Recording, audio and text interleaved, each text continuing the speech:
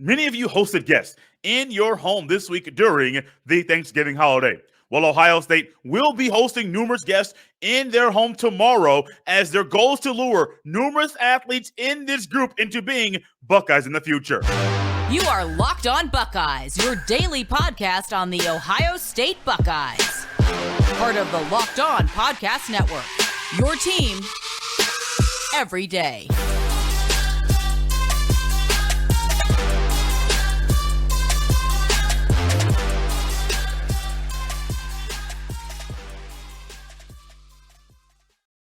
What is up, Buckeye fans? Welcome back to another episode of Locked On Buckeyes for the Locked On Podcast Network. I'm your host, Jay Stevens, also the host of the Jay Stevens Podcast. It is Friday, November 25th in the year 2022, and I want to thank you for making Locked On Buckeyes your first listen or first watch of every single day.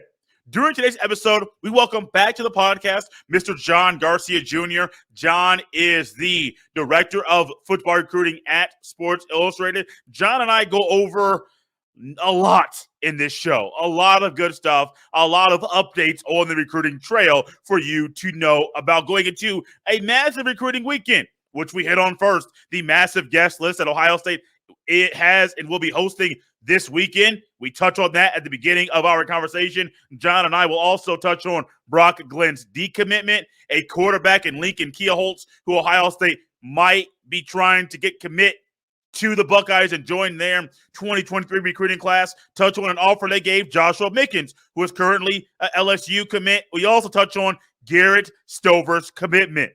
A lot in this show. I'm not going to keep on talking. Let's bring in John Garcia Jr.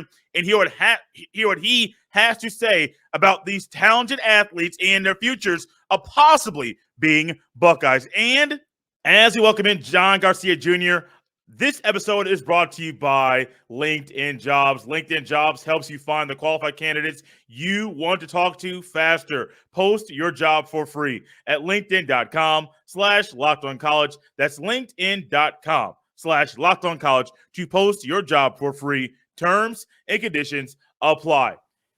The game is this weekend. Everyone's talking about it. Ohio State and Michigan. And you know when John Garcia Jr. is here with us, we're going to talk recruiting. And John, we had you on prior to the Notre Dame game. We talked about how big that guest list was as far as the recruits from 2023 kids on down to the youngsters that are maybe even freshmen in high school. This game is no different. Yeah, a little bit colder. It'll be a little rain on the field, but that's not going to change how hot this guest list is, John, because when these two teams are on the field, Ohio State, Michigan, everyone's watching, and all the recruits want to be there.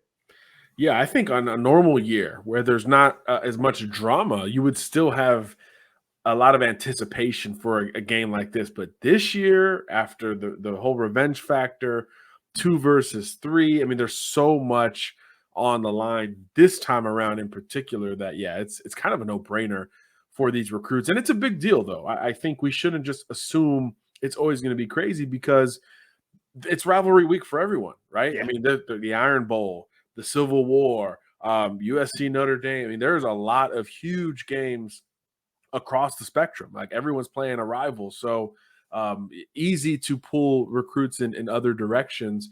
But of course, this Ohio State list is nuts, right? A lot of commitments coming back home, which is a big deal to me. We talk about, a couple decommitments in the last few weeks, out-of-state kids, out-of-region kids. So big to get those verbal commitments to come back to campus, particularly those receivers, Carnell Tate, Brandon Ennis, out of the state of Florida. So everyone's kind of coming back, and I think that's a big deal for Ohio State. And obviously, a lot of uncommitted targets are going to visit as well. Who are some of those uncommitted guys that will be at the game this weekend?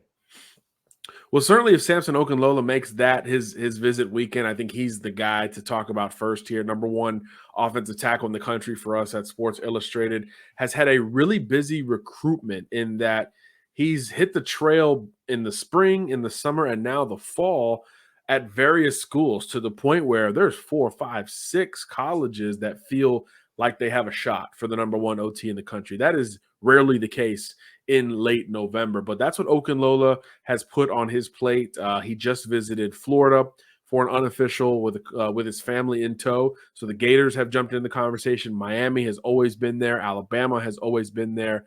Ohio State is now trying to thwart into that conversation, maybe Oregon as well. So huge visit opportunity for the Buckeyes here. This is the last, to my knowledge, the last scheduled visit for Okunlola. Of course, he does have room to take more trips and time between now and December 21st when he's going to sign. But at this point, this is the last trip scheduled. And obviously, it's the last home game visit he can take. So that, I think, will be big for him, especially considering where he's from. This is a kid from Thayer, Massachusetts. Like, this is not a kid from the big city who has been through these massive college football atmospheres in this regard. So I do think the atmosphere with him in particular is going to be really important to keep an eye on as the Buckeyes try to wrap up this O-line class. Damon Wilson's another visitor. When you're from Venice, Florida, as an elite pass rusher, and you make 3 Ohio State trips in one season, it says a lot about how you feel about the Buckeyes. Of course, one of those wasn't official for that Notre Dame game, but coming back twice since that point, I think really has upped the confidence of the Ohio State Buckeyes potentially reeling in Damon Wilson. I still think Georgia is the primary competition here, but he's going to go back up to Columbus to wrap up his game visit schedule. So I think that's a very big deal because at different points, you feel like Ohio State has an edge, and at other points, you feel like Georgia might have an edge. So to get the last game visit, I think is really big for the Buckeyes there. We've long talked about their need to wrap up the edge rusher group with some star power, and Damon's about as good as it gets. And as time goes on here, I'm starting to think Damon Wilson is the most likely guy. We used to talk about Mateo Uiagalelei. We hear more USC buzz. Georgia is now getting involved with him as well. So other schools are still trying to make a play there with Wilson. I think it's a little bit more filtered. I think it's much more unofficially down to Ohio State and Georgia. I know Bama, a couple other schools are hanging around, Miami as well, but it feels more like an Ohio State-Georgia deal. With Uiagalelei, more schools are involved, and then Keon Keeley has a few schools involved as well. So big deal to get Damon Wilson back on campus. Josh Mickens just got offered, LSU commit, big-time visitor. This will be, I think, his 3rd trip to Ohio State. He's a Midwestern kid, so that LSU commitment is going to be uneasy for the folks in Baton Rouge, even though it's gone so well under Brian Kelly in year 1. It's different when the regional power comes through with that scholarship offer. So we're watching that one closely. And then the elephant in the room among the visitors is, of course, Lincoln Kienholz, right? The quarterback taking an official visit to Ohio State despite being committed to Washington. So you lose Brock Glenn, and now immediately you try to go flip a quarterback recruit committed to the Huskies. And Kienholz is not a very popular name, but he should be. 3-sport star, 70 touchdowns this year, legitimate dual threat with great size at 6'3", 200 pounds. He is a very, very interesting quarterback recruit. And we know OSU likes those late rising quarterbacks, right? Devin Brown was not a guy everyone was talking about 2 years ago. CJ Stroud was a late riser in his own recruitment. So Ohio State has won late at quarterback over the years. So maybe Kienholz is kind of the next guy up in that regard. John, I mentioned this to you pre-show, and I'm going to say it now publicly before we go any further. This might be the most jam-packed show you and I have ever done. I try to keep it 2, maybe 3 topics so they could get a lot of thoughts, different thoughts going back and forth. There's a lot going on. You mentioned one guy specifically, a couple guys that are connected. One is a decommitment. One, the Buckeyes are trying to flip the other kid. Let's go to the decommitment first because I think that shocked some Buckeye fans. Brock Glenn recently decommitted, and I believe, John, he committed at the same time, flipped to Florida State. Yep. What can you tell us about that thought process and why the Buckeyes are on the outside and the Florida State is where Brock Glenn is currently committed? I sort of think this is one of the rare decommitments, Jay, where it really had nothing to do with the Buckeyes. It had nothing to do with the program. This was more about the kid realizing long-term interest in another school combined with that school overachieving, I would say, in 2022. Going into the offseason, or going into this season, I should say, before Glenn committed to Ohio State, remember, all the options were really down south. It was Auburn, it was Mississippi State, TCU, and Florida State. Florida State had a commitment at the time, so we don't know if that kind of turned off Brock Glenn and his camp, but he still took visits out to Tallahassee and has had a long-term connection with Mike Norvell, who has ties to Memphis, where Brock is from, where obviously Norvell coached the Memphis Tigers for several years. So the relationships there were kind of long-term. So he was always going to give FSU a shot. But remember, in the offseason, a lot of instability with Florida State, a lot of question marks, people wondering, hey, are you going to turn it around, or is this the year where it bottoms out and maybe he's on the hot seat, right? It was a really wide spectrum in terms of perception with Florida State preseason. Of course, the season comes and everything just kind of works out for FSU. Quarterback play is great with Jordan Travis.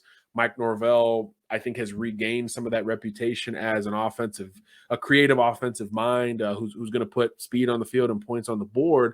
So all of that stuff working together, I think, over time has helped Florida State in this race. And then they lost that quarterback commitment they had. So they were open 4-1 and stayed in communication with Glenn. So this was more about kind of the new look and feel of Florida State relative to Ohio State. So Glenn comes off the board. He did it respectfully, privately, a couple days before he went public with it, let the Buckeye coaches know, and then committed to Florida State where he will sign presumably next month. So surprise when he committed, right? This was a late target for the Buckeyes. They were going after, a couple different players in the 2023 cycle after the Dante Moore ship had presumably sailed. They grabbed Brock Glenn, and then a few months later, he backs off and picks Florida State. So a lot of surprise with Buckeye quarterback recruiting this cycle, and obviously with Kienholz, it's clearly not over. And John, a few weeks ago, we had you on, and I saw the board behind you, and it said happy flip season, and it's here. We recently saw Mark Fletcher, running back decommit from Ohio State. We see Brock Glenn, decommit. Florida State flips him. Ohio State's trying to flip a guy at quarterback right now. You mentioned it earlier, Lincoln Kienholz. He's talented. You mentioned 70 touchdowns this year alone, 3,400 passing yards, 1,400 rushing yards. That's what stood out to me. You say a true dual threat. Only had 6 interceptions this year, almost 50 touchdowns, plays basketball, plays baseball. I saw him on a fast break on a clip with a 2-hand jam, and that man pulled up and pulled himself all the way up to the rim like he was on an annual mixtape because they can't call it tech. Those are the things I saw. I'm like, wait, baseball player, probably agile, good with his feet. Basketball player, shifty, can do things on the basketball court. 1 state championships, he's a winner. I mean, these are all traits you want in a quarterback, but that dual threat aspect, that sticks out to me. What else to you, if even that, sticks out when it comes to Lincoln Kienholz, the football player? Well, look, he's from South Dakota. I think that's what stands out. I think if he was from LA or Houston or Miami or Atlanta or Charlotte, we would be talking about this kid so much more and for much longer. We would have been talking about the kid a year or two ago. But, he's from middle of nowhere, South Dakota. Credit to him, though, because if you are going to play in smaller markets, you better crush them. You better dominate those areas. And like you said, 3-sport dominator, all state in basketball, dominant in football, state champion. And in baseball, I think he hit over 400. I mean, this is a kid who is dominant at everything he does athletically. But he's not just this runner, right? As you mentioned, over 3,000 passing yards this year. I think he was close to that last year as well.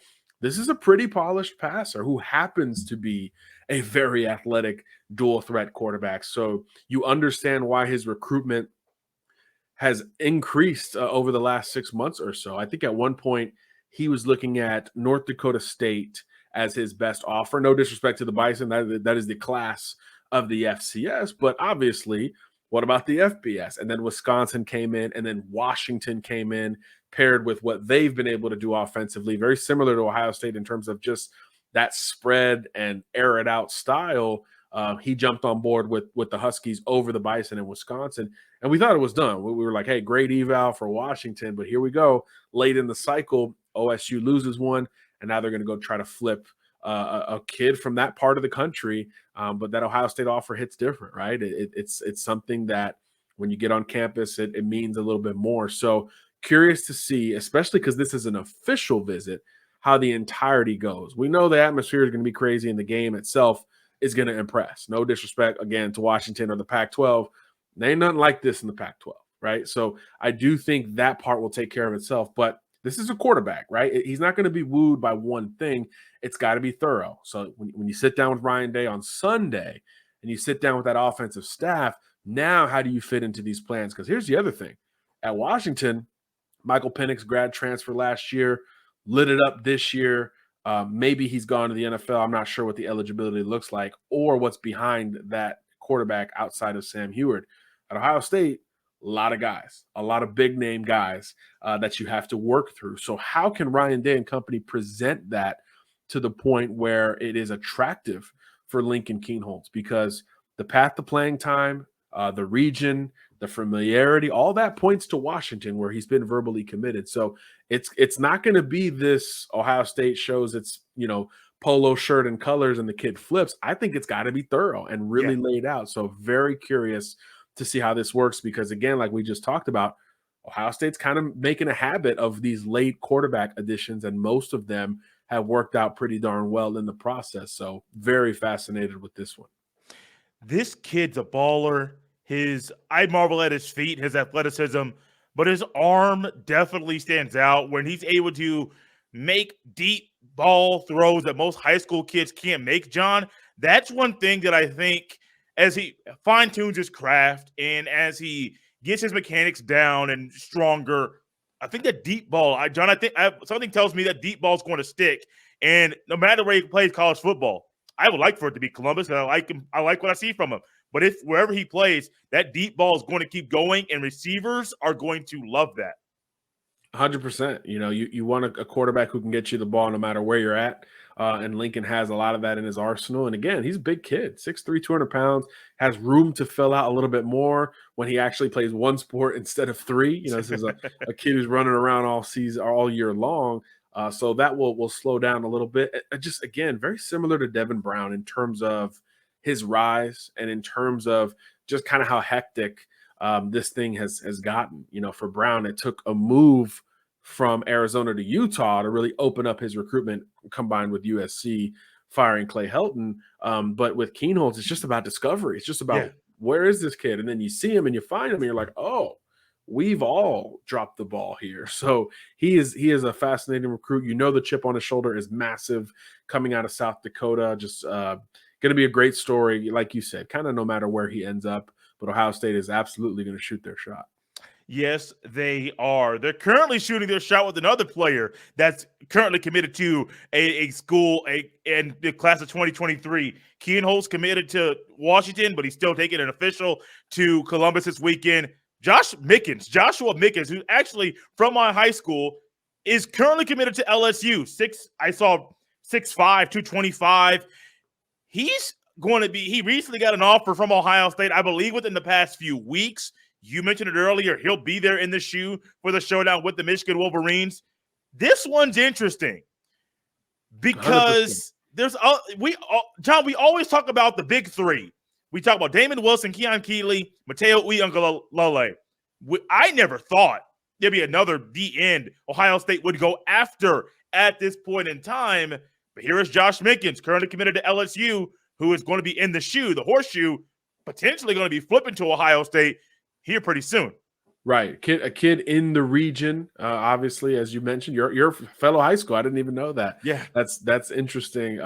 Look, a kid who's really, had his own rise. Not as crazy as Kienholz in terms of discovery, but a kid who's really upped his stock as a pass rusher, as you mentioned, 6'5", 225 pounds or so, can certainly add some weight. Profiles athletically kind of like Damon Wilson. Between the big DNs we talk about, Keeley and Uiagalelei are much bigger, maybe more built for an inside-out role. I think Wilson and I think Mickens in particular, you're screaming off the edge. You are rushing the passer every single time. Great bend and first step with this kid as well. So, it's going to be a flip watch. That one's going to be razor thin. We could already see it, right? He's already been to OSU, a bunch, including a few games this year. I believe he picked up the offer while visiting. So he picked up that offer in person. I think that hits different, especially again within your region.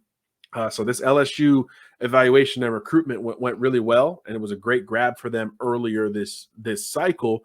But can you hold on? There's clearly some unease in Baton Rouge with this optically, and it makes sense, right? He keeps visiting Ohio State. He's got the offer in hand now. It's the school much closer to home, just a few hours away. So I do think it says a lot about that recruitment, that it could be that close, coin flip status. We might be there with this one with Mickens, but I think it also says a lot about what you said.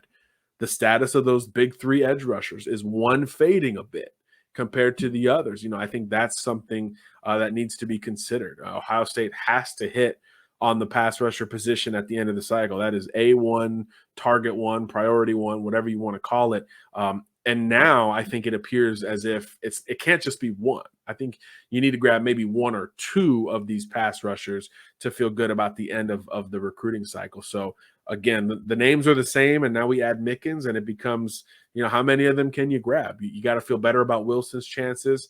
You've always been it for Uyangalele. Now Mickens is making, another visit to campus, and Keely's still out there, very quiet in that recruitment right now. So if you can get one of the four, you feel good. If you can get two of the four, you feel really, really good about this class. And obviously, Larry Johnson's on the case, so there's a lot of confidence. Do you think his frame is too thin? I say that as someone that has watched him play a lot. I know he's going to go to college and beef up a little bit, but this is a conversation my dad and I have had about Mickens while we watch him play football. He has a thin frame. Dual sport athlete. He plays basketball in high school, so he's not just a kid who plays only one sport. But John, you're great at what you do. You evaluate recruits all the time. Do you think his frame is too thin? I think it's close. Zach Harrison was pretty thin coming out as well, right? So it takes time. There's still a few months before he arrives at his college of choice, and then you go from there. I think that's what the mark of great programs are. It's easy to evaluate and identify the very, very best who physically look like they're already there, right? It's a little easier to do that and to say, hey, Caleb Williams, you're going to be a guy, right? Everyone can see it. Everyone can kind of feel it. He's physically there. We got it. Great eval for everyone, but a little easier than the projection of a guy who's longer and leaner. Mickens is 6'5", as you mentioned. You've eyeballed him in person. I haven't done that. Okay. It looks like a legitimate 6'5". So there is certainly room in the frame for him to fill out. But again, we've seen freshmen impact the pass rushing game across the country. A lot of them are lean because they're brought in situationally, and then they develop, again, like Zach Harrison, they develop into that every down player. So I do think, look, once that offer went in, you can't offer someone that close to home without a green light. So obviously Ohio State thinks that he's not too thin to be a Buckeye. Last but not least, and this last name will be very familiar to those that are Ohio State football fans. The name Stover, Kate Stover, is the current tight end at Ohio State. John, I believe this is his cousin. Yeah. Garrett Stover was recently committed to Ohio State. 6'2", about 200 pounds, listed as an athlete at one recruiting database that I looked at. Also saw he plays defensive back. That might be a spot where he plays in college. Solid kid. Looks like he has a solid frame on him. Yeah. What can you tell us about Garrett Stover and this commitment? Yeah, this is a hybrid, an athletic hybrid who really works well downhill. As you mentioned, he plays linebacker. He plays safety as well, but he can do a lot of things. He can cover a little bit and work sideline to sideline, but he's at his best coming downhill.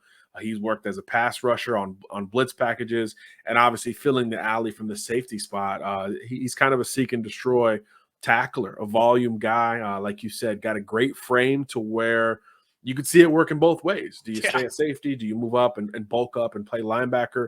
You can do either, I think, with Stover's game. And you've got time. I think that's the most important part here. 2024 recruit. So there is time, a lot of time, over a year between now and when he'll enroll at Ohio State. So he might have already answered the question when he actually gets to Columbus for good, as opposed to right now where we're still kind of in between two different positions. But either way, this is a dynamic downhill attacker on defense. And you always need that, regardless of position. You need guys who can come up and, especially in the Big Ten, stop the Ibrahims and the Corums of the world in your own conference that are always going to be there, right? There's always going to be great running and downhill style in the Big Ten. You need to combat that with quick strike defenders.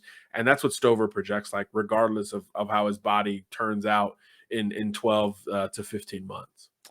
John, it's fun.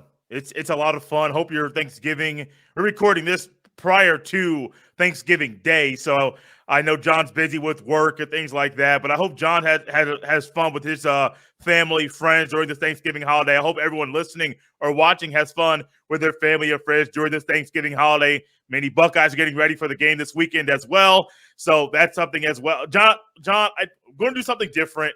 If you could let everyone know where they can follow you on Twitter, where all the SI stuff is, but then also can you let us know just who you think is going to win this weekend between Ohio State and Michigan? John Garcia _JR on Twitter. Just my name, real simple, si.com/college for all of our work there. And I've got the Buckeyes. I had to make my picks yesterday for SI. I just think there's too much at stake. And this is the program that we know can step into that spotlight and handle it. Michigan did so last year. But this is a new year, and they feel a bit untested. And Corum's questionable. Just a lot of things stacking against the Wolverines. I think overall, being back at home, the revenge factor, all that's on the line. And CJ Stroud feels different this year too. So I think that and the improved defense is enough to get OSU over the hump. But it should be a classic. Don't care what the weather looks like. I will absolutely be tuned in, and the rest of the world will be as well. But it should be a great one. But I do think the Buckeyes get back to their winning ways in this rivalry. And guys, you can follow me on Twitter at jstevens07. Send all of your emails to jstevens317@gmail.com. We're out of here with John Garcia Jr. You heard it from John. You know my prediction. I think the Buckeyes will win. John thinks the Buckeyes will win. We're on the same page. I hope the next time John comes on the show, we're discussing that win and how the Buckeyes use that win to impact their recruiting. John, thanks for coming on. I greatly appreciate it.